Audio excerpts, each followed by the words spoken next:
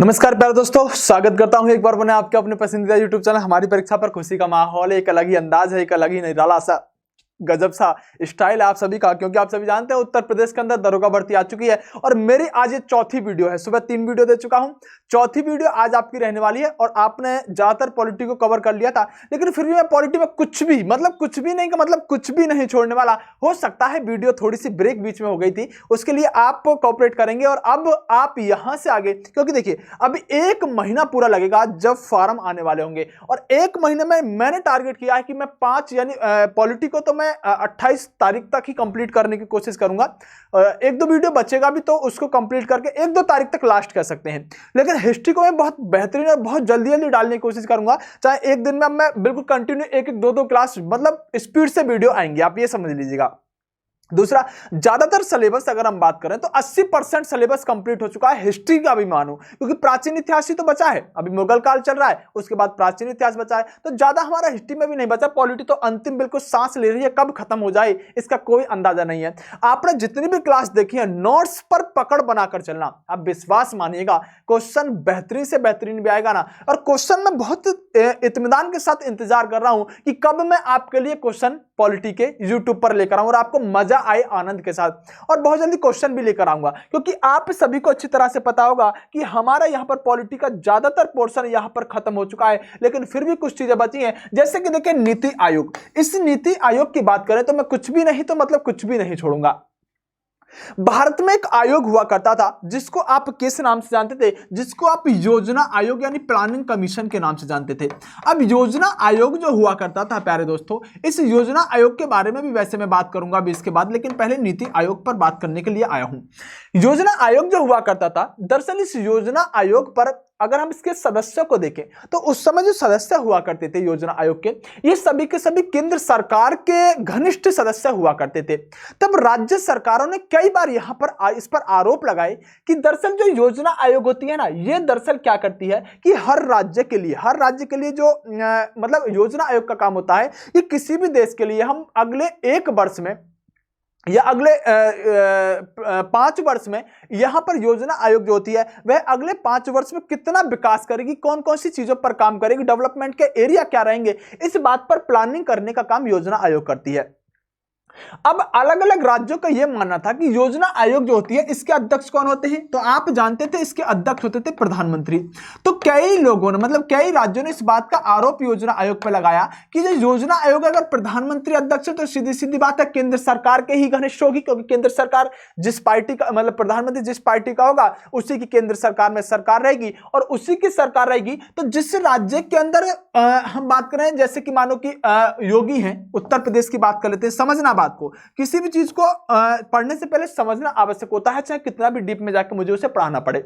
जैसे देखो, मानो यूपी में अगर हम बात करें, यूपी में बीजेपी की सरकार है, और बीजेपी की सरकार होने के साथ जो नरेंद्र मोदी प्रधानमंत्री हैं वह भी बीजेपी के रहने वाले हैं, और दोनों जब बीजेपी के रहेंगे तो मान लीजिए यूपी के लिए क्या करेंगे, योजना आयोग जब बनाई जाएगी तो ज्यादा पैसा आवंटित किया जाएगा और विकास के बारे में भी यूपी में ज्यादा सोचा जाएगा, क्योंकि कहीं ना कहीं ऐसा आरोप अन्य राज्यों का मानिएगा कि एक और राज्य ले लेते हैं, जैसे कि मान लीजिएगा मैंने हरियाणा ले लिया। अब हरियाणा में मान लीजिएगा कांग्रेस की सरकार है। अब कांग्रेस की सरकार जो है, तो कांग्रेस ये कहती थी कि योजना आयोग हमारे हरियाणा के लिए उतना ध्यान नहीं देती जितना उत्तर प्रदेश के लिए देती है। तो ऐसे आरोप इस योजना आयोग पर लगते रहते थे।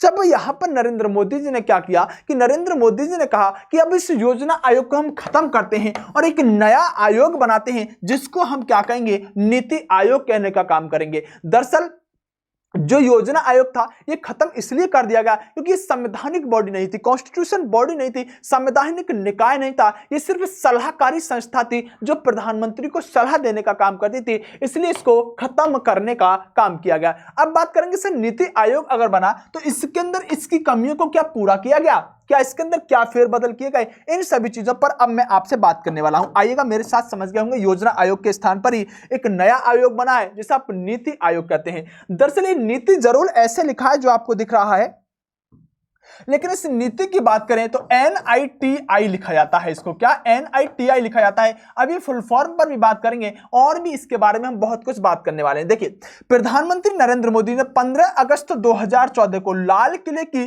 प्राचीर से राष्ट्र के नाम अपने संबोधन में योजना आयोग के स्थान पर एक नई संस्था लाने की घोषणा की, जिसका नाम क्या था, नीति आयोग था। तो योजना आयोग के स्थान पर ही नीति आयोग को प्रधानमंत्री हम कह सकते हैं 15 अगस्त 2014 को लाल किले की प्राचीर से जब अपना संबोधन कर रहे थे तब उन्होंने नीति आयोग को लाने का काम किया। ये किसके स्थान पर आया, प्लानिंग कमीशन यानी योजना आयोग के स्थान पर नीति आयोग को लाएगा। एक एक बात दिमाग में घुसानी होगी, एक एक बात को अच्छी तरह से समझना होगा, चाहे हमें कितना भी टाइम लग जाए। उसके बाद क्या हुआ समझना होगा अन्य चीजों को। उसके बाद मेरे प्यारे टाइगरों 1 जनवरी 2015 को, कब 1 जनवरी 2015 को, मतलब अगली साल से ही करेंगे जब योजना आयोग खत्म किया, तो 1 जनवरी 2015 से मंत्रिमंडल के एक प्रस्ताव के तहत एक नई संस्था जिसे राष्ट्रीय भारत परिवर्तन संस्था, क्या, राष्ट्रीय भारत परिवर्तन संस्था, ध्यान रखिएगा हिंदी की बात करें तो national institution for transforming India, यानी कि नीति की फुल फॉर्म की बात करें तो national institution for transforming India, लेकिन राष्ट्रीय परिवर्तन संस्था, क्या, हिंदी में राष्ट्रीय परिवर्तन संस्था। आयोग भी इसके साथ जोड़ा जाता है, वैसे संस्था और आयोग दोनों जोड़े जाते हैं। तो हिंदी में भी आपसे पूछेगा, अगर पूछ लिया कि बताओ भारतीय राष्ट्रीय परिवर्तन संस्था की स्थापना कब हुई, तो मामला गोल हो जाएगा। यहां तो मामला गोल हो जाएगा। इससे क्या कहा गया है, इसे हम नीति आयोग कह सकते हैं। तो 1 जनवरी 2015 को यहां पर नीति आयोग का, यहां पर अस्तित्व में नीति आयोग आने का काम करेगी। आमतौर पर इसे नीति आयोग के नाम से जाना जाता है। यानी कि नीति आयोग क्या बला है, तो जो योजना आयोग देश में काम कर रही थी सर, जो प्लानिंग कमीशन काम कर रहा था, जो आप इकोनॉमिक्स के अंदर पढ़ते हो, वही हमारा यहां पर योजना आयोग के स्थान पर क्या आया, नीति आयोग आया। और जो नीति आयोग आया, इस नीति आयोग के आने के बाद हमारे देश के अंदर क्या परिवर्तन हुए और योजना आयोग को क्यों खत्म कर दिया गया, थोड़ी सी पृष्ठभूमि पर मैंने आपका ध्यान फरमाया है। देखिए, प्रधानमंत्री की अध्यक्षता वाला यह आयोग, कौन सा, नीति आयोग, सरकार के थिंक टैंक के रूप में कार्य करता है। आपसे प्रश्न पूछेगा कि ये बताइएगा, इंपोर्टेंट होगा, आपसे प्रश्न पूछेगा कि सरकार का थिंक टैंक के रूप में कौन काम करता है। आप कहेंगे सर नीति आयोग सरकार के थिंक टैंक के रूप में काम करने का काम करता है।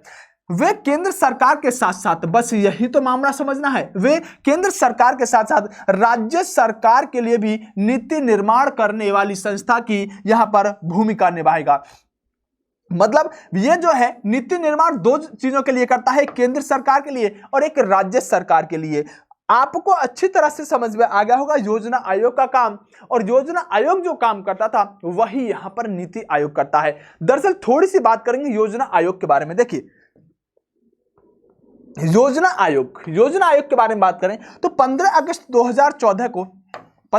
2014 को इसे समाप्त करने की घोषणा की गई। भारत में योजना आयोग के संबंध में कोई भी संवैधानिक प्रावधान नहीं है। मोस्ट इंपोर्टेंट प्रश्न होता है, यह बताइएगा निम्नलिखित में से कौन सा असंवैधानिक प्रावधान है, निम्नलिखित में से कौन सी संस्था के बारे में संविधान में उल्लेख नहीं है, कौन सी संस्था ऐसी है जो संविधान में उल्लेख ना होते हुए सिर्फ एक यहां पर थिंक टैंक के रूप में, सिर्फ सलाहकारी संस्था के रूप में काम करती है। 3 ऑप्शन कुछ भी डालता है हमेशा, very very very most important लगा लीजिएगा कि योजना आयोग जो था ये यहां पर संवैधानिक संस्था नहीं थी। यानी कि कैसी थी, ये यहां पर कोई भी संविधान में इसके बारे में उल्लेख नहीं था, सिर्फ ये सलाहकारी संस्था थी। अब नीति आयोग बनी है तो नीति आयोग भी ऐसी रहेगी, लेकिन योजना आयोग से आपसे प्रश्न पूछा जाता रहेगा। 15 मार्च 1950 ईस्वी को, कब, 15 मार्च 1950 को यहां पर हम कह सकते हैं योजना आयोग का गठन हुआ था। कब, योजना आयोग की बात करें, हालांकि योजना आयोग खत्म हो चुका है, फिर भी हम इसके बारे में अधिक से अधिक जानकर चलेंगे। केंद्रीय मंत्रिमंडल के द्वारा पारित प्रस्ताव के द्वारा योजना आयोग की स्थापना की गई थी। योजना आयोग के अध्यक्ष प्रधानमंत्री होते हैं। वेरी वेरी मोस्ट इंपोर्टेंट दूसरा प्रश्न, योजना आयोग के अध्यक्ष कौन होते हैं, तो योजना आयोग के पदेन अध्यक्ष, प्लानिंग कमीशन के पदेन अध्यक्ष कौन होते थे, यहां पर प्रधानमंत्री। जो प्रधानमंत्री बनेगा योजना आयोग का पदेन अध्यक्ष ऑटोमेटिक बन जाएगा। नीति आयोग के पदेन अध्यक्ष कौन होंगे? तो जब इसी के स्थान पर नीति आयोग आया है तो नीति आयोग के अध्यक्ष भी वही होंगे जो यहां पर योजना आयोग के रहते थे, मतलब प्रधानमंत्री नीति आयोग के पदेन अध्यक्ष रहने का काम करेंगे। देखिए, अगर मैं आपसे कहूं कि प्रथम योजना आयोग के अध्यक्ष कौन थे, तो हम ध्यान रखिएगा, प्रथम योजना आयोग के अध्यक्ष की बात करें तो गुलजारी लाल नंदा रहने वाले थे। कौन? गुलजारी लाल नंदा यहां पर अध्यक्ष रहने वाले थे। चलिएगा, इस पॉइंट को मैं आपको क्लियर करके बताता हूं। प्रथम योजना आयोग के अध्यक्ष यहां पर गुलजारी लाल नंदा नहीं, उपाध्यक्ष तो गुलजारी लाल नंदा हो सकते हैं। वैसे आहूलवालिया जो थे उपाध्यक्ष वह रहे थे। चलिए, इस पॉइंट को मैं क्लियर कर दूंगा, ठीक है, अगली क्लास में निश्चित रूप से कर दूंगा। यानी कि इसके प्रथम योजना आयोग के अध्यक्ष गुलजारी लाल नंदा, प्रथम योजना आयोग के अध्यक्ष गुलजारी लाल नंदा नहीं, प्रथम तो जब प्रधानमंत्री रहते हैं तो प्रधानमंत्री ही रहेगा, मतलब जो जवाहरलाल नेहरू होंगे वही यहां पर प्रथम इसके क्या बनेंगे? योजना आयोग के अध्यक्ष होने चाहिए। मैं इस पॉइंट को क्लियर कर दूंगा, अगली क्लास में उपाध्यक्ष होना चाहिए, आएगा। आगे बात करते हैं, केंद्र एवं राज्य सरकार को राष्ट्रीय एवं अंतर्राष्ट्रीय महत्व के महत्वपूर्ण मुद्दों पर यह रणनीति व तकनीकी में सलाह देता है। यानी योजना आयोग का प्रमुख कार्य मैंने आपको बताने की कोशिश किया था और उसकी जगह पर अब आ चुका है यहां पर नीति आयोग। इसके अलावा एक संस्था होती है राष्ट्रीय विकास परिषद। राष्ट्रीय विकास परिषद पर क्या प्रश्न बनते थे अब से पहले? देखिए, भले ही पुरानी चीज है लेकिन बतानी आवश्यक होती है। एक प्रश्न बनता है कि जो योजना आयोग था, जो प्लानिंग कमीशन थी, इसको अंतिम रूप से अनुमोदित करने का काम राष्ट्रीय विकास परिषद करता था। यानी राष्ट्रीय विकास परिषद का सिर्फ इतना काम था कि यहां पर राष्ट्रीय विकास परिषद जो था, ये यहां पर जब योजना आयोग बन जाती थी तो लास्ट मोहर किसकी लगती थी? राष्ट्रीय विकास परिषद की लगती थी। इसके अलावा इस पर कोई प्रश्न नहीं बनेगा। लेकिन ध्यान रखिएगा, अगर हम बात करें राष्ट्रीय विकास परिषद के बारे में तो योजना आयोग के निर्माण में राज्यों की भागीदारी होनी चाहिए। इस विचार को स्वीकार करते हुए सरकार को एक प्रस्ताव के द्वारा भारत में क्या किया गया? एक प्रस्ताव के द्वारा 6 अगस्त 1952, देखिए, योजना आयोग पहले बन चुका था, राष्ट्रीय विकास परिषद बाद में बना था। यह बात मैं आपको बताना चाहता। इसकी स्थापना कब हुई है? 1952 में राष्ट्रीय विकास परिषद का गठन हुआ। अंततः वह ना तो संवैधानिक निकाय है और ना ही संवैधानिक निकाय, यानी निश्चित रूप से यह भी राष्ट्रीय विकास परिषद जो है ये भी यहां पर कोई संवैधानिक निकाय नहीं है। आगे अगर हम बात करने की कोशिश करें तो आगे समझिएगा, आइएगा। चलिए, अगर आगे बात करें, प्रधानमंत्री कौन? प्रधानमंत्री परिषद की अध्यक्ष, प्रधानमंत्री जो होते हैं वो परिषद के अध्यक्ष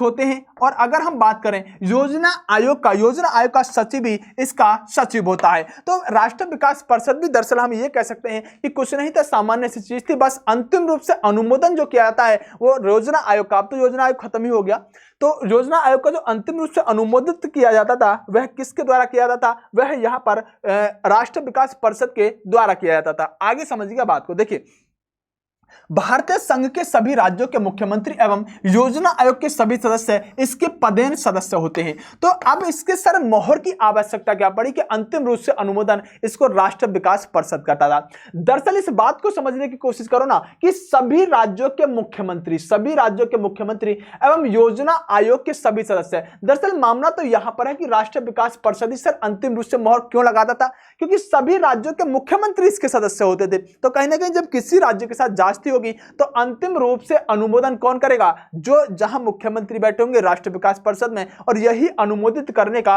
काम अंतिम रूप से करता था। इस बात को अपने मस्तिष्क के अंदर सेट रखना होगा। उसके बाद आगे बात करते हैं। चलिए, राष्ट्रीय आयोग के बीच सेतु की तरह कार्य करता था। यानी जो हमारा योजना आयोग होता था, योजना आयोग और राष्ट्रीय विकास परिषद, ये एक तरह से दोनों के बीच में सेतु का तरह, यानी राज्य के बीच में और योजना आयोग के बीच में सेतु की तरह, एक ब्रिज की तरह काम करने का काम राष्ट्रीय विकास परिषद करता है। ये पुरानी चीज हो गई है, इसलिए मैं आपको इस पर ज्यादा ध्यान नहीं दिलाना चाह रहा, क्योंकि वित्त आयोग यानी कि हम बात करें योजना आयोग पूरी तरह से समाप्त हो चुका है, उसकी जगह नीति आयोग आ चुका है और नीति आयोग पर ही आपको ज्यादा ध्यान देने की आवश्यकता होगी। अब क्या किया गया था कि नीति आयोग जब बनाया गया, सिर्फ एक फेरबदल किया गया कि जो राष्ट्रीय विकास परिषद था, इस राष्ट्रीय विकास परिषद के अंदर मुख्यमंत्री हुआ करते थे। अब नीति आयोग के अंदर यहां पर भागीदारी मुख्यमंत्रियों को दी गई और उसका मतलब सिर्फ इतना था कि वह भी इंटरफेयर कर सकते हैं पॉलिसियों पर। आगे समझिएगा, इसलिए नीति आयोग बना। आप समझते हैं यहां से आगे इंपोर्टेंट चीजों को। यहां से आगे इंपोर्टेंट चीज आती है वित्त आयोग। क्या? वित्त आयोग यानी फाइनेंस कमीशन की बात करें, मोस्ट इंपोर्टेंट प्रश्न ध्यान रखिएगा, अनुच्छेद, यानी कि जो हमारा वित्त आयोग है ये भारत के संविधान के कौन से अनुच्छेद में है? मोस्ट इंपोर्टेंट यह प्रश्न बनता है, अनुच्छेद 280 में वित्त आयोग है। इसके बारे में संविधान के अनुच्छेद 280 में वित्त आयोग के गठन का प्रावधान किया गया है। वित्त आयोग का गठन का अधिकार, दूसरा मोस्ट इंपोर्टेंट, राष्ट्रपति को दिया जाता है। वित्त आयोग का गठन किसके द्वारा किया जाता है? दूसरा इंपोर्टेंट प्रश्न होगा, राष्ट्रपति के द्वारा वित्त आयोग का गठन किया जाता है। वित्त आयोग में राष्ट्रपति के द्वारा एक यहां पर अध्यक्ष, क्या? एक यहां पर अध्यक्ष और 4 अन्य सदस्य नियुक्त किए जाते हैं। दूसरा इंपोर्टेंट प्रश्न यही बनता है कि वित्त आयोग में कितने सदस्य होते हैं? तो आप कहेंगे सर वित्त आयोग में 4 + 1 यानी 4 अन्य सदस्य और एक यहां पर अध्यक्ष। और ध्यान रखिएगा वित्त आयोग में राष्ट्रपति के द्वारा, किसके द्वारा? राष्ट्रपति के द्वारा वित्त आयोग के अध्यक्ष और उनके सदस्यों का गठन किया जाता है। इस स्लाइड पर वित्त आयोग का सारा मसाला है, दोबारा से दोहराता हूं। पहला, वित्त आयोग क्या काम करता है, इस पर मैं भी बात करने वाला हूं। वित्त आयोग समझो पहले क्या है, वित्त आयोग संविधान के अनुच्छेद 280 में दिया गया है, जिसमें वित्त आयोग का गठन राष्ट्रपति के द्वारा किया जाता है। वित्त आयोग के अंदर एक अध्यक्ष होता है और 4 अन्य सदस्य होते हैं। वित्त आयोग के अंदर एक अध्यक्ष होता है और 4 अन्य सदस्य होते हैं। आगे बात करते हैं, आइएगा देखिए संविधान के, एक मिनट आइएगा, संविधान के अनुच्छेद 281 के अंतर्गत, संविधान के अनुच्छेद 281 के अंतर्गत 281 के तहत राष्ट्रपति वित्त आयोग की सिफारिशों को संसद के प्रत्येक सदन के समक्ष रखवाते हैं। यानी वित्त आयोग का मतलब है, देखो वित्त का मतलब है सीधा सीधा फाइनेंस, फाइनेंस मतलब पैसा, पैसा मतलब धन। तो ध्यान रखेंगे 281 में यह अधिकार दिया गया है कि राष्ट्रपति जो होंगे वित्त आयोग की जो सिफारिश होगी उसको संसद के दोनों सदन मतलब राज्यसभा और लोकसभा के अंदर इसको रखवाने का काम करते हैं। यह उतना महत्वपूर्ण प्रश्न नहीं है, लेकिन इतना ध्यान रखिएगा 280 अनुच्छेद आपके लिए सबसे महत्वपूर्ण रहने वाला है। जैसे वित्त आयोग पढ़ा हमने, फाइनेंस कमीशन पढ़ा, ऐसे ही ध्यान रखिएगा राज्य का वित्त आयोग, राज्य का वित्त आयोग। क्योंकि देखिए आपसे मैं प्रश्न पूछूं कि यह बताइएगा राज्य वित्त आयोग कौन से, राज्य वित्त आयोग कौन से अनुच्छेद में है? बस मैंने यह प्रश्न आपके लिए दाग दिया, राज्य वित्त आयोग कौन से अनुच्छेद में है। और जैसे ही मैं आपको पहला ऑप्शन दूंगा 280, इतनी देर में तो टिक 280, लेकिन बच्चा ये नहीं समझता कि यहां पर राज्य वित्त आयोग जोड़ा है। अगर सिर्फ वित्त आयोग जोड़ा होता तब आप 280 अनुच्छेद ले सकते थे। राज्य वित्त आयोग का गठन भारतीय संविधान के अनुच्छेद 243 फर्स्ट के द्वारा किया जाता है। तो सिर्फ एक शब्द जोड़ने से बहुत बड़ी समस्या हो जाएगी। राज्य वित्त आयोग कहां पर है? 243 के फर्स्ट में। और अगर हम बात करें सिर्फ वित्त आयोग कहां है, तो सिर्फ वित्त आयोग जो केंद्र सरकार का वित्त आयोग है वो अनुच्छेद 280 के अंतर्गत रहने वाला है। निश्चित रूप से इसीलिए मैं इस प्रश्न को लेकर आया था और आप कई जगह इस पर गलती कर देते हो, यह बात आप अच्छी तरह से जानते हो। आगे आइएगा, वित्त आयोग प्रशासनिक एवं पारदर्शिता सुनिश्चित कराता है। यानी वित्त आयोग क्या करता है? वित्त प्रशासनों में, किसमें? वित्त प्रशासन में जो धन का बंटवारा होता है, वित्त का मामला होता है, उसमें सारे के सारे काम, धन के मामले सारे के काम चाहे राज्य का हो तो राज्य वित्त आयोग देखेगा। और अगर केंद्र की बात करें तो केंद्र के अंदर वित्त आयोग यहां पर क्या करता है, हम सीधा सीधा कह सकते हैं कि जो धन का यानी वित्त प्रशासन को पारदर्शिता लाने के लिए कौन सा आयोग होता है, तो केंद्र सरकार के पास वित्त आयोग होने का काम करता है। सिर्फ जो पहली स्लाइड पर अनुच्छेद, पहली स्लाइड पर वित्त के बारे में बताया गया वो सबसे अहम रहता है। आगे आइएगा, वित्त आयोग के प्रमुख कार्यों पर नजर डालने, जैसे ही कार्य आप पढ़ेंगे तो एक एक चीज तुम्हारे दिमाग में आ जाएगी। देखो वित्त आयोग के द्वारा संघ व राज्य, संघ का मतलब हो गया केंद्र सरकार, क्या हो गया? संघ का मतलब हम यहां पर केंद्र सरकार कह सकते हैं। संघ व राज्यों के बीच में करों, कर्म का मतलब हो गया यहां पर टैक्स, कर का मतलब क्या होगा? यहां पर टैक्स। अब समझ में आ जाएगा तुमको वित्त आयोग क्या है, कि शुद्ध आगमों का विवरण और राज्यों के बीच ऐसे आगमों का आवंटन किया जाता है। इस बात को छोड़ो, लिखा क्या है, अब मेरी बात को ध्यान से सुनो। वित्त आयोग का मामला क्या है कि मानो टैक्स जो होते हैं, जो कर होते हैं, ये कर, कुछ कर ऐसे होते हैं टैक्स जो राज्य सरकार वसूलती है, कुछ कर ऐसे होते हैं जो केंद्र सरकार वसूलती है, कुछ कर ऐसे भी होते हैं जो कुछ % केंद्र सरकार वसूलती है और कुछ % राज्य सरकार बदलती है। अब यहां पर वित्त आयोग का काम है कि उन टैक्सों का, उन करों का कितना % तो राज्य लेगा, कितना % यहां पर केंद्र लेगा, कौन सा कर यानी टैक्स राज्य लेगा, कौन सा टैक्स यहां पर केंद्र सरकार लेने का काम करेगी। सबसे प्रमुख बात इसी बात को लिखने का काम किया गया है। यानी संघ और राज्यों के बीच करों की शुद्धता, आगमों का मतलब है आने वाले का, वितरण और राज्यों के बीच ऐसे आगमों और आवंटनों को किया जाता है। मतलब कर के बारे में बंटवारा करना प्रमुख रूप से वित्त आयोग का काम है। और यहां पर लिखा भी है कि संघ और राज्यों के बीच करों की शुद्धता, आगमों का वितरण, मतलब बांटना। तो करों के बारे में बंटवारा कौन करता है, तो सिर्फ अब आपको समझ में आ गया होगा, वित्त आयोग इस काम को करने का काम करता है। आगे बढ़ने की कोशिश करते हैं, समझिएगा, आइएगा।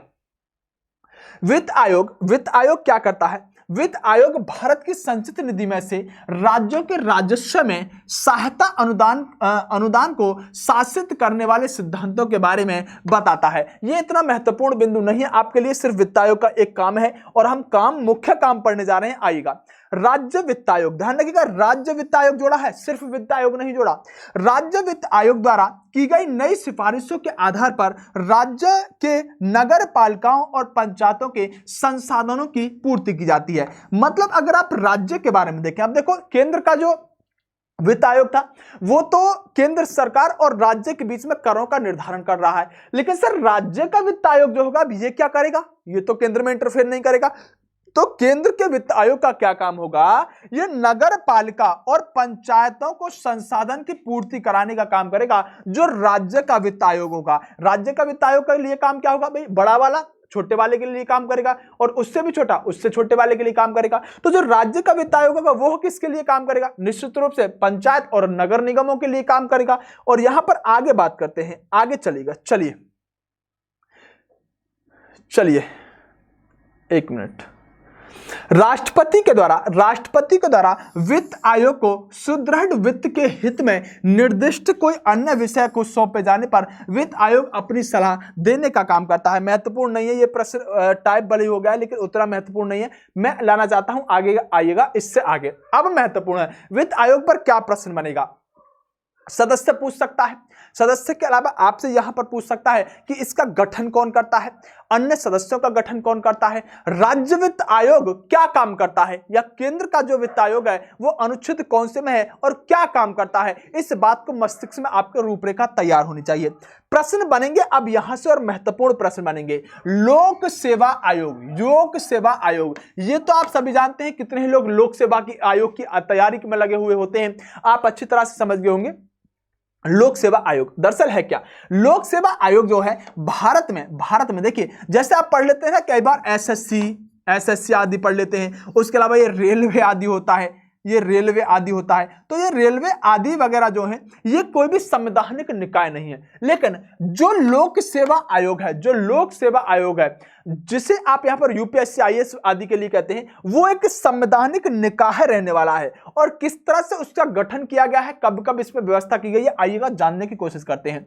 जो लोक सेवा आयोग है भारत में 1919 के, ये प्रश्न कई बार पूछा गया है, ध्यान रखिएगा। 1919 के भारत सरकार अधिनियम के अधीन सर्वप्रथम 1926 में लोक सेवा आयोग की स्थापना की गई।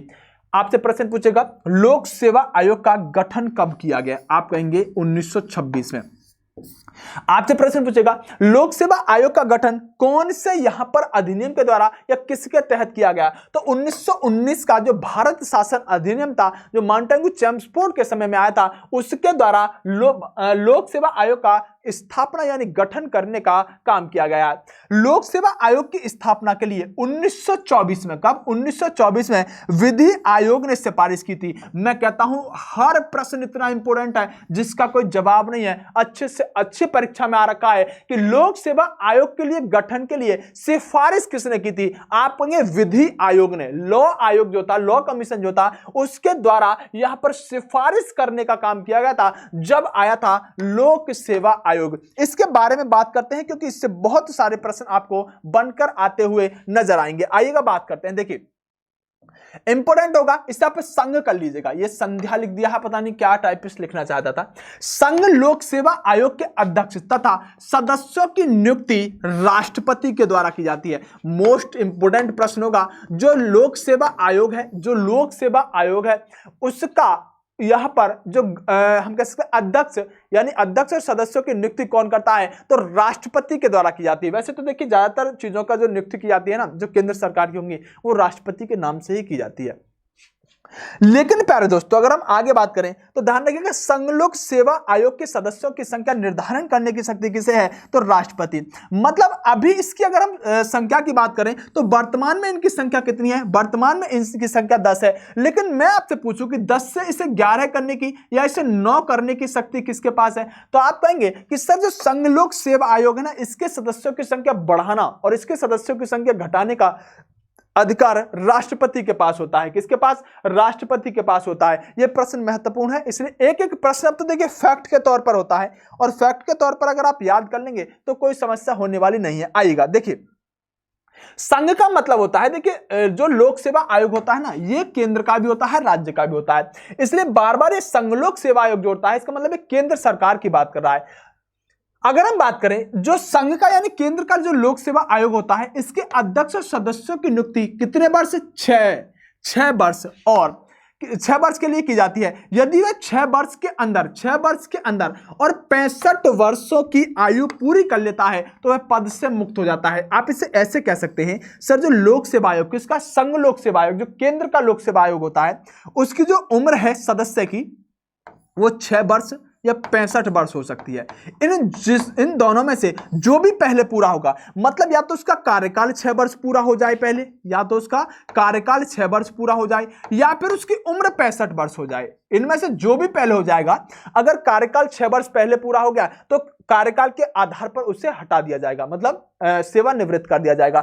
या उसकी उम्र अगर 65 वर्ष हो गई तो उम्र के आधार पर उसको यहां पर हटाने का काम किया जाएगा। तो संघ लोक सेवा आयोग के जो अध्यक्ष चुने जाते हैं या सदस्य चुने जाते हैं वो यहां पर 6 वर्ष या 6 वर्ष का कार्यकाल या 65 वर्ष की उम्र के आधार पर चुने जाने का काम करते हैं। और इनका गठन, इनका नियुक्ति कौन करता है, तो राष्ट्रपति इनकी यहां पर नियुक्ति करने का काम करते हैं। आगे आइएगा देखिए, अब यहां पर जोड़ा है प्यारे दोस्तों क्या, राज्य। अब क्या हो गया, राज्य। राज्य लोक सेवा आयोग के अध्यक्ष सदस्यों की नियुक्ति राज्यपाल के द्वारा की जाती है। तो अब जब प्रश्न आपसे पूछा जाता है ना, ये प्रश्न बहुत फेवरेट बन रहा है, सीधा देखा, राज्य लोक सेवा आयोग, राज्य लोक सेवा आयोग के अध्यक्ष का गठन कौन करता है। बच्चा बहुत जल्दी इसमें राष्ट्रपति लगाने की कोशिश करता है, तब मैंने सोचा कि दोनों को मैं यहां पर पैरेलल पढ़ाने का काम करूंगा, जिससे कि बच्चा राष्ट्रपति ना लगाकर जब राज्य की बात करे तो इसमें कम से कम राज्यपाल लगा दे। ये प्रश्न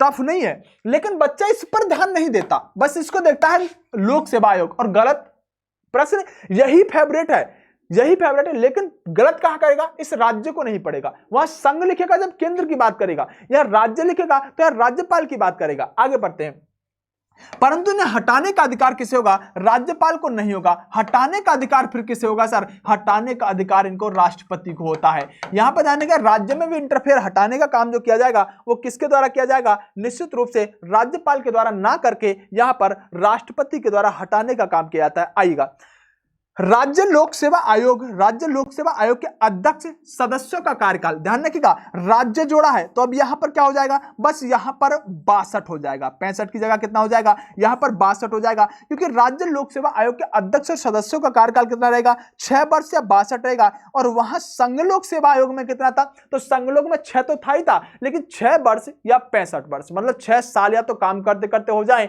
या फिर उसकी उम्र 65 हो जाए, तब हम कह सकते हैं उस व्यक्ति को यहां पर सेवा निवृत्त करने का काम किया जाएगा। राज्य लोक सेवा आयोग और संघ लोक सेवा आयोग दोनों को मैंने एक साथ पढ़ाने का काम किया है। आगे चलिएगा, समझिएगा बात को।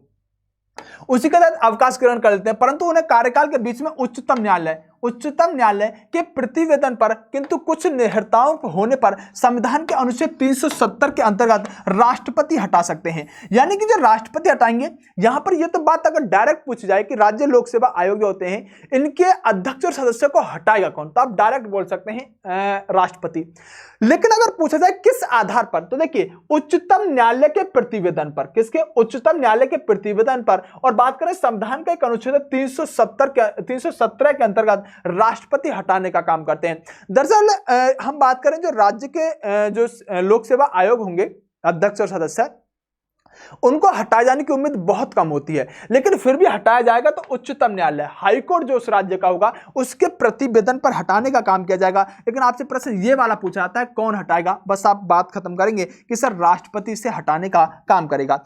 आगे बात करते हैं प्यारे दोस्तों, आइएगा देखिए महत्वपूर्ण चीज आज के जो स्लाइड में रहने वाली है, निर्वाचन आयोग। निर्वाचन आयोग मतलब क्या होता है, जो आप इलेक्शन कमीशन जिसे कह सकते हो, क्या इलेक्शन कमीशन जिसे कह सकते हो। छोटे छोटे टर्म से एक एक प्रश्न हमेशा तुम्हें देकर जाएंगे, छोटे छोटे टर्म से छोटे छोटे इनके बारे में नॉलेज है। जैसे डायरेक्ट पूछ लेगा अनुच्छेद बताओ, तो ये तो मैंने पहले ही याद करवा रखा था कि जैसे सुप्रीम कोर्ट होता है एससी लिखते हैं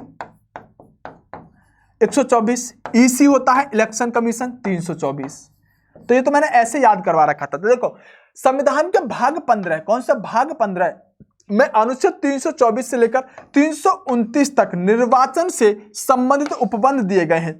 भारत निर्वाचन आयोग की स्थापना 25 जनवरी 1950, इसको इंपोर्टेंट लगा लीजिएगा, ऐसे प्रश्न पूछे जा सकते हैं क्योंकि अब इलेक्शन आ रहे हैं तो ऐसे प्रश्न पूछे जाने आवश्यक है दरोगा आदि की भर्ती में। 25 जनवरी 1950 को निर्वाचन आयोग की स्थापना हुई। ये एक स्थायी संवैधानिक निकाय है, मतलब इसके बारे में जब अनुच्छेद दिया है तो निश्चित सी बात है संवैधानिक निकाय होगा, संविधान के बारे में इसमें चर्चा की गई होगी। तो जो निर्वाचन आयोग है भाग 15 में अनुच्छेद 324 से लेकर 329 तक दिया गया है और यह स्थापना 25 जनवरी 1950 को हुई है और यह एक संवैधानिक निकाय है। चलिए यह एक संवैधानिक निकाय है, फैक्ट टाइप मामला है, यह कुछ भी नहीं है। इसके अलावा आगे बढ़ते हैं। निर्वाचन आयोग का गठन मुख्य निर्वाचन आयुक्त एवं अन्य निर्वाचन आयुक्तों से किया जाता है, जिसकी नियुक्ति कौन करता है, राष्ट्रपति करता है। देखिए अगर यहां पर राज्य निर्वाचन आयोग जोड़ेगा तब तो आंसर बदलेगा। राज्य निर्वाचन आयोग, ध्यान रखिएगा, आपसे अगर एक प्रश्न पूछा जाए, मैंने शायद वो प्रश्न करा भी रखा है जब मैं आपको स्थानीय सरकार करा था कि जो गांव के प्रधानी के इलेक्शन होते हैं उनको कौन कराता है, तो आप ध्यान रखेंगे उनको राज्य निर्वाचन आयोग कराता है। राज्य मतलब छोटे लेवल का इलेक्शन कराएगा, ये बड़े लेवल का कराएगा, लोकसभा के, राज्यसभा के, राष्ट्रपति के, इन इलेक्शनों को कराने का काम करेगा। प्यारे दोस्तों आगे अगर हम पढ़ने का काम करें तो समझिएगा अन्य चीजों को। मुख्य चुनाव आयुक्त जो होगा इनका कार्यकाल 6 वर्ष या 65 वर्ष होगा। ध्यान रखिएगा आप ज्यादातर 5 वर्ष पढ़ते हो हर जगह कार्यकाल, लेकिन अब तुमको महत्वपूर्ण चीज यहां से प्रश्न सिर्फ यही बनते हैं कि बताओ जो निर्वाचन आयोग के अध्यक्ष होते हैं उनका कार्यकाल कितना होता है, तो 6 वर्ष या 65 वर्ष होता है। आयु जो भी पहले हो तब होगा, यानी आम चुनाव आयुक्तों का, यानी आप ये कह सकते हैं कि अगर हम बात करें कि 6 वर्ष, जैसे कि मैंने अभी बताया 6 वर्ष और 65 वर्ष, यानी 6 वर्ष उम्र, 6 वर्ष कार्यकाल और 65 वर्ष उम्र, जिनमें इनमें से दोनों में से जो पहले हो जाएगा उसी के आधार पर हटा दिया जाएगा। अन्य चुनाव आयुक्तों की बात करें, यानी एक तो मुख्य चुनाव आयुक्त होता है, उसके अलावा जो अन्य चुनाव आयुक्त होते हैं अगर इनके बारे में बात करें तो अन्य चुनाव आयुक्तों का जो कार्यकाल होगा वो 6 वर्ष या 62 वर्ष होगा। यहां पर कितना है, चुनाव आयोग की बात कर रहे हैं, तो जो अन्य चुनाव आयुक्त होंगे, यानी एक तो मुख्य चुनाव आयुक्त होगा और इस मुख्य के अलावा जो अन्य चुनाव आयुक्त होंगे उनकी उम्र की बात करें तो 6 वर्ष या 65 वर्ष, यानी इन दोनों में से जो पहले हो जाएगा उसी के आधार पर यहां पर हम कह सकते हैं कि यहां पर हटाने का काम किया जाएगा। आगे अगर प्यारे दोस्तों हम बात करें, चलिए आगे बात करें प्यारे दोस्तों, तो निश्चित रूप से एक फैक्ट के तौर पर याद रखना होगा कि पहले चुनाव आयोग एक सदस्य आयोग था। कितना, एक सदस्य आयोग, पहले एक ही व्यक्ति हुआ करता था इसके अंदर, परंतु अक्टूबर 1993 से, इंपोर्टेंट लगाना इस प्रश्न को, यह प्रश्न पूछा जा सकता है। देखो पहले क्या होता था कि जो चुनाव आयोग था यह सिर्फ एक सदस्य के अंतर्गत चलता था, लेकिन 1993 से यहां पर 3 सदस्य और इसमें बना दिए गए। तो आप कह सकते हैं कि एक चुनाव आयोग के अलावा एक तो हो गया इसके अंदर मुख्य, और अन्यों की संख्या कितनी होगी, तो अन्यों की संख्या रहने वाली है 3। अन्य कितने होंगे, 3 होंगे यहां पर चुनाव आयोग के अंदर। निश्चित रूप से इसके कार्यों पर थोड़ा सा विश्लेषण करना चाहिए। आज की वीडियो में आपको फैक्ट और बेहतरीन चीजें मिलेंगी। निर्वाचन आयोग के कुछ मुख्य कार्य होते हैं। आखिरकार सर निर्वाचन करता क्या है, चुनाव क्षेत्र का परिसीमन, सर क्या होता है समझ में नहीं आया तो समझाया थोड़ी था। देखो मानो कि अगर हम यहां पर देखें जो चुनाव आयोग है, जो निर्वाचन आयोग है, ये चुनाव आयोग क्षेत्र का परिसीमन करता है। जैसे देखो मानो ये आपकी कोई लोकसभा है, लोकसभा क्षेत्र कहेंगे इसे, जैसे आपके यहां पर भी कोई भी लोकसभा क्षेत्र हो सकता है, आपका किसी नाम से भी लोकसभा क्षेत्र जाना जाता होगा। दूसरा, यहां पर लोकसभा कोई क्षेत्र हो गया जहां से लोकसभा के सदस्य चुने जाते हैं जो चुनाव लड़ते हैं।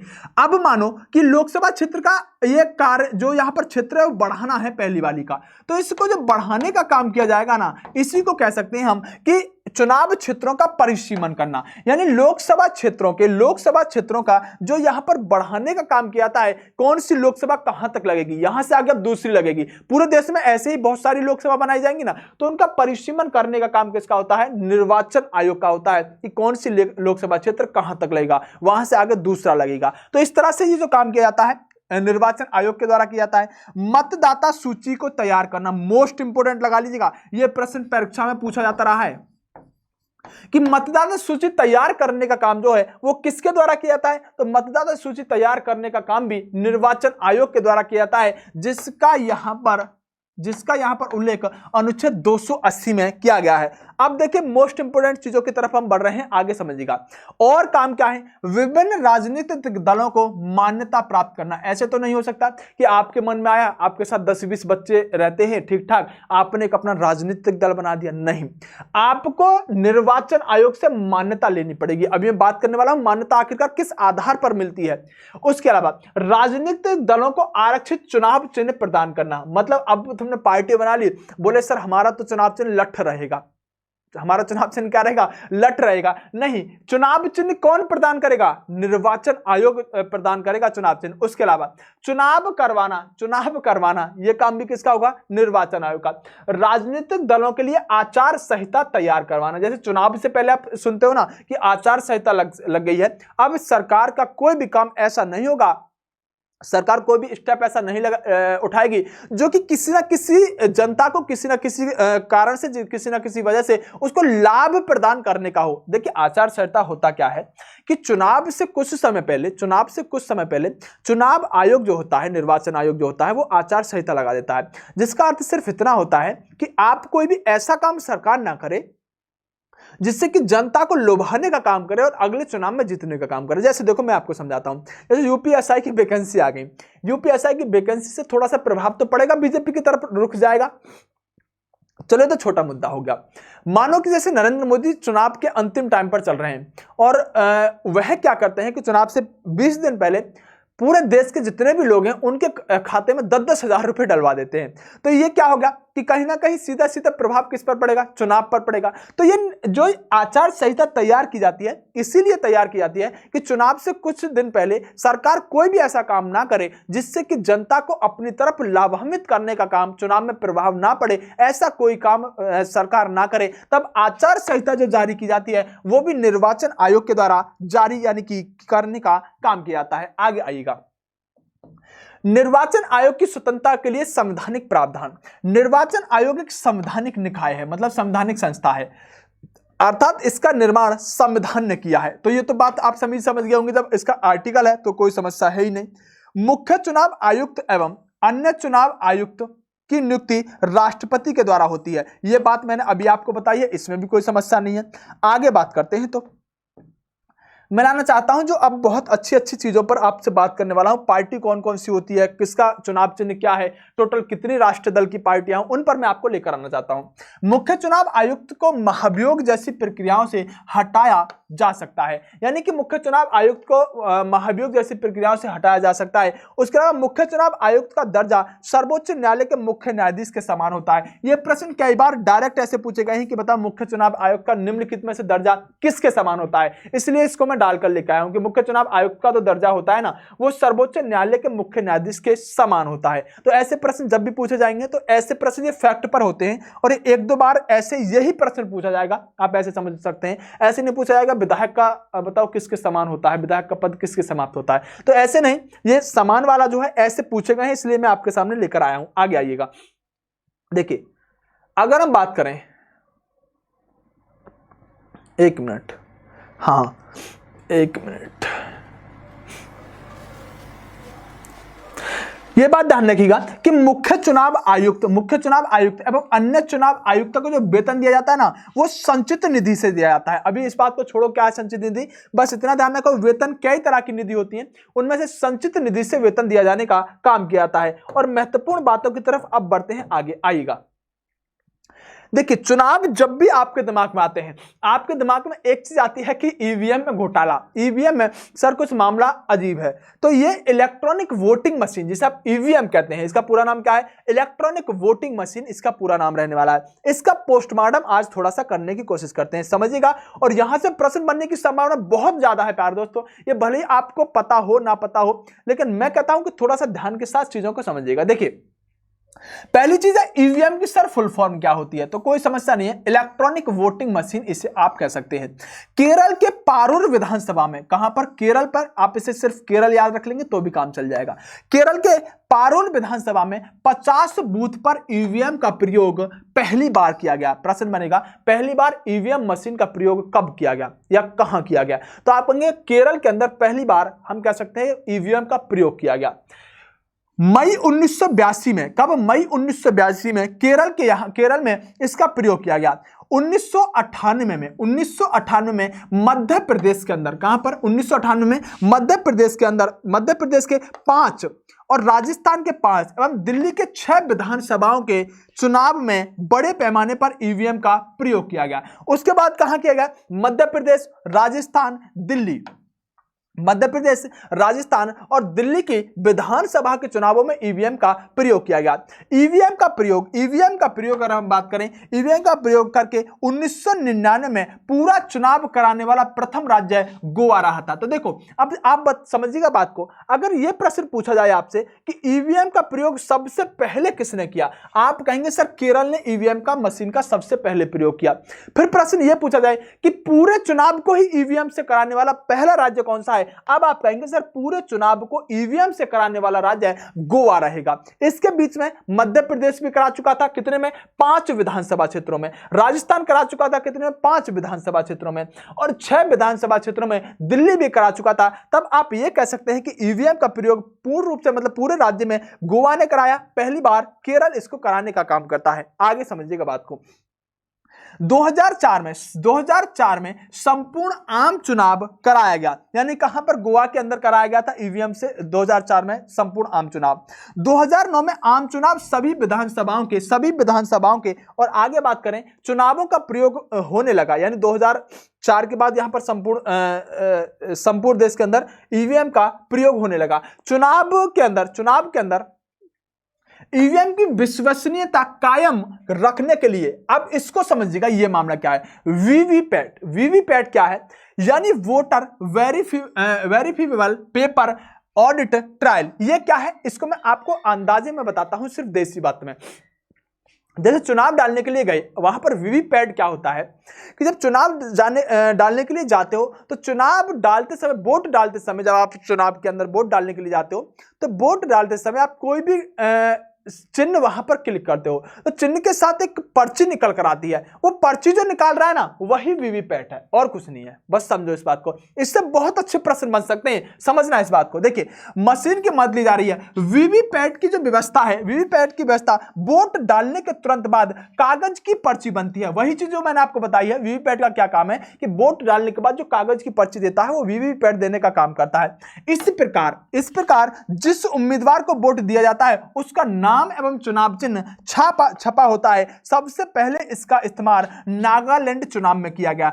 केरल और गोवा वाला प्रश्न बच्चे को रटा हुआ है, बच्चे को केरल और गोवा वाला प्रश्न रटा हुआ है, हर किताब में मिल जाएगा। लेकिन अगर प्रश्न यह पूछा गया कि जो वीवीपैट है, वो वीवीपैट जो है, इसका प्रयोग सबसे पहले कहां किया गया, तब ध्यान रखिएगा, इसका प्रयोग सबसे पहले कहां पर? नागालैंड के अंदर किया गया। और अभी तो इस पर क्या क्या प्रश्न बन सकते हैं, आप गौर से आइएगा, मेरे साथ उन प्रश्नों को समझने की कोशिश करते हैं। पहली बार प्रयोग कहां पर किया गया? नागालैंड के अंदर किया गया। और देखिए, भारत में इलेक्ट्रॉनिक लिमिटेड और electronics corporation India limited VVPAT machine 2013 से बनाती है। प्रश्न डायरेक्ट अगर कभी यह पूछा जाए कि वीवीपैट को बनाने वाली मशीन कौन सी है, तो भारत इलेक्ट्रॉनिक्स लिमिटेड और electronics corporation India limited VVPAT को बनाने का काम करती हैं। दोनों दोनों के दोनों यहां पर ध्यान रखेंगे 2013 से 2013 में इन्होंने बनाने का काम किया था। अब देखिए वीवीपैट हो गया, इलेक्ट्रॉनिक वोटिंग मशीन होगी। अब समझिएगा राष्ट्रीय दल का दर्जा हासिल करने के लिए आवश्यक शर्तें। अगर आपको कोई पार्टी आपने बनाई और इस पार्टी को आप राष्ट्रीय दल का दर्जा राष्ट्रीय दल की पार्टी बनाना चाहते हैं, तो ऐसे नहीं होता कि आप कोई भी पार्टी राष्ट्रीय दल की बना लेंगे। उसके लिए शर्त होनी चाहिए, और वो शर्त क्या होनी चाहिए, इस बात पर ही मैं आपका ध्यान आकर्षित करने की कोशिश करता हूं।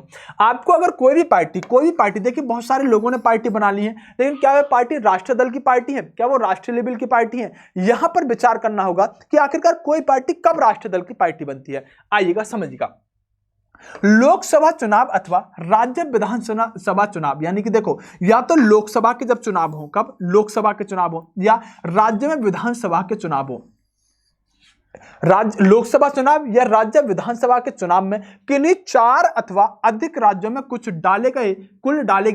डाले गए मतों का 6% प्राप्त करना जरूरी होगा। अगर आपको यहां पर कोई भी राष्ट्रीय दल की पार्टी बनानी है, तो उसके अंदर क्या होगा कि लोकसभा के अंदर या राज्य विधानसभा के अंदर अगर आप कुल डाले गए मतों का 6% प्राप्त कर लेते हैं, तो आपको राष्ट्रीय दल की पार्टी बना दिया जाएगा। पहला तो शर्त हो गई ये।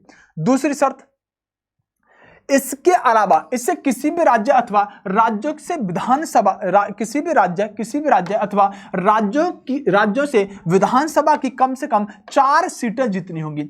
या क्या करें, ये 4 सीटें जीत ले। कितनी? 4 सीटें जीत ले। जैसे अरविंद केजरीवाल ने पंजाब के अंदर 4 सीटें जीत ली थी। उसके अलावा लोकसभा में 2% सीटें हों, और ये कम से कम 3 विभिन्न राज्यों में हासिल की गई सीटें। या तो ये वाली शर्त हो या फिर ये वाली शर्त हो, उससे राष्ट्रीय दल की पार्टी बना दिया जाएगा। मैं बात करने वाला हूं आखिरकार कुल राष्ट्रीय दल की पार्टी सर है कितनी। तो वर्तमान में सामान्यतः प्राप्त राष्ट्रीय राजनीतिक दल कितने हैं, तो इस बात पर अब गौर फरमाना होगा। यह प्रश्न आपसे पूछा जा सकता है। देखो कुल पार्टी जो राष्ट्रीय दल की पार्टी है ना, 8 पार्टी है। कितनी? 8। और इसमें सबसे नवीन जो जोड़ी गई है ना, वो ध्यान रखिएगा, नेशनल पीपुल्स पार्टी। कौन सी? नेशनल पीपुल्स पार्टी, जिसका चुनाव चिन्ह क्या है? पुस्तक। इंपोर्टेंट ये वाला प्रश्न आपके लिए बनेगा। सारियों पर एक बार बात कर लेते हैं कि कौन कौन सी यहां पर राष्ट्रीय दल की पार्टी है वर्तमान में। देखिए अगर हम सारियों की बात करें तो यहां पर रहने वाली है भारतीय जनता पार्टी, जिसका चुनाव चिन्ह कमल है। भारतीय राष्ट्रीय कांग्रेस, जिसका हाथ का पंजा आप कह सकते हैं। भारतीय कम्युनिस्ट दल, ये क्या है? हांसिया और बाली। ये चुनाव चिन्ह भी कई बार पूछ लेगा कि बताओ राष्ट्रवाद कांग्रेस पार्टी का चुनाव चिन्ह क्या है, और राष्ट्रीय लेवल की पार्टी है घड़ी, इसका चुनाव चिन्ह है। बहुजन समाजवादी पार्टी हाथी, और कहां पर? असम को छोड़कर हाथी है। भारतीय कम्युनिस्ट पार्टी हांसिया यानी मार्क्सवाद जिसे आप कह सकते हैं, इसका हथौड़ा एवं ताला इसका चुनाव चिन्ह। तारा, हंसिया, हथौड़ा एवं तारा इसका चुनाव चिन्ह है। उसके अलावा ध्यान दें तृणमूल कांग्रेस पार्टी का जोड़ा यानी फूल का जोड़ा, यहां पर इसका चुनाव चिन्ह रहा है। नेशनल पीपल्स पार्टी का मैंने बता दिया, पुस्तक है। ये अपना स्क्रीनशॉट ले लीजिएगा, स्क्रीनशॉट नहीं तो नोट्स में लिखा होना चाहिए, और हर पार्टी का चुनाव चिन्ह आपको पता होना चाहिए। बस एक स्लाइड पर और अंतिम पर बात करने वाला हूं, जो यहां पर रहने वाली है प्रमुख रूप से प्रमुख क्षेत्रीय दल, उनका चुनाव चिन्ह। बस इसको और हमें अच्छे से समझना होगा। जैसे देखो तेलुगु देशम, चुनाव चिन्ह क्या है? साइकिल, राज्य आंध्र प्रदेश। बस इसको समझना होगा। समाजवादी पार्टी, तो देखो साइकिल इसका भी चुनाव चिन्ह है, लेकिन उत्तर प्रदेश के अंदर ये पार्टी अपना सामंजस्य बनाए हुए है। असम गण परिषद, क्या है चुनाव चिन्ह? हाथी, और असम के अंदर ही है। झारखंड मुक्ति मोर्चा, 3 कमान इसका चुनाव चिन्ह है, झारखंड के अंदर ये पार्टी है। लोक जन पार्टी बंगला के अंदर है, और बिहार यानी बंगला इसका चुनाव चिन्ह है, और बिहार के अंदर ये पार्टी है। उसके अलावा तेलंगाना राष्ट्र संघ, इसका चुनाव चिन्ह क्या है? कार है, और तेलंगाना के अंदर है। इसके अलावा पैंथर्स पार्टी का चुनाव चिन्ह क्या है? साइकिल है, और जम्मू कश्मीर के अंदर है। और इसके अलावा नेशनल कॉन्फ्रेंस की बात करें, कांग्रेस नहीं होगा, कॉन्फ्रेंस ही होगा। इसका क्या है? हल, और ये स्थान कौन सा है? जम्मू कश्मीर के अंदर ये पार्टी यहां पर शासन करने का यानी चुनाव लड़ने का काम करती है। इसके अलावा प्यारे दोस्तों, राष्ट्रीय जनता दल है, लालटेन इसका क्या है? चुनाव चिन्ह है, और बिहार झारखंड के अंदर ये पार्टी है। शिवसेना, तीर कमान, महाराष्ट्र के अंदर सभी को पता होगा। ऑल इंडिया फॉरवर्ड ब्लॉक का चुनाव चिन्ह क्या है? शेर, पश्चिम बंगाल के अंदर ये पार्टी है। अन्ना द्रविड़ मुन्नेत्र कड़गम, इसको ध्यान रखिएगा, 2 पत्ती है, और तमिलनाडु के अंदर है। इसके अलावा महाराष्ट्रवादी गोमांतक पार्टी, शेर चुनाव चिन्ह है, गोवा के अंदर है। ये जो मराठी लोग हैं उनकी पार्टी है। सिक्किम संग्राम परिषद, हाथी इसका चुनाव चिन्ह है, सिक्किम के अंदर है। द्रविड़ मुन्नेत्र कड़गम, यहां पर क्या है, उगता सूरज, तमिलनाडु पंडुचेरी के अंदर ये पार्टी है। नागालैंड पीपल्स काउंसिल, मुर्गा इसका चुनाव चिन्ह है और नागालैंड के अंदर है। अकाली दल, अकाली दल यहां पर ध्यान रखिएगा, बादल की जो पार्टी है, तराजू इसका चुनाव चिन्ह है और पंजाब के अंदर है। जनता दल, जो यहां पर जनता दल है उसका चुनाव चिन्ह क्या है, तीर, और बिहार और झारखंड के अंदर है। अंतिम है मुस्लिम लीग, अंतिम क्या है, मुस्लिम लीग, और इसका चुनाव चिन्ह की बात करें मुस्लिम लीग की, तो चुनाव चिन्ह रहने वाला है मुस्लिम लीग का यहां पर सीडी, चुनाव चिन्ह सीडी, और कहां पर है, केरल के अंदर है। देखो मैं जानता हूं सारा याद करना बड़ा मुश्किल है, लेकिन एक बार जरूर देख लीजिएगा। निश्चित रूप से कह रहा हूं कि जब कभी रोकना होगा ना, डायरेक्ट पूछ लेगा, बताओ नागालैंड पीपल्स काउंसिल जो है उसका चुनाव चिन्ह क्या है, मुर्गा है। तो ऐसे प्रश्न हमेशा आते रहते हैं परीक्षा में। आपको ये प्रश्न एक नंबर का गलत करवाने के लिए आता है, लेकिन अब आपका आना नहीं चाहिए।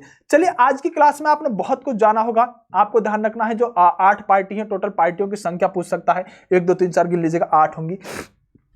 ऐसे प्रश्न आपसे पूछे जाएं तो निश्चित रूप से वो प्रश्न कोई गलत ना हो। आपको चौथी वीडियो मिल रही है, बेस्ट ऑफ लक आप सभी के लिए, और इसी तरह से वीडियो मिलती रहेंगी। बेहतरीन तरीके से तैयारी करिएगा और आगे बढ़ते रहिएगा, और तैयारी में कोई कमी मत छोड़िएगा। मैं अपनी तरफ से कोई कमी नहीं छोड़ूंगा। बेस्ट ऑफ लक, नमस्कार दोस्तों।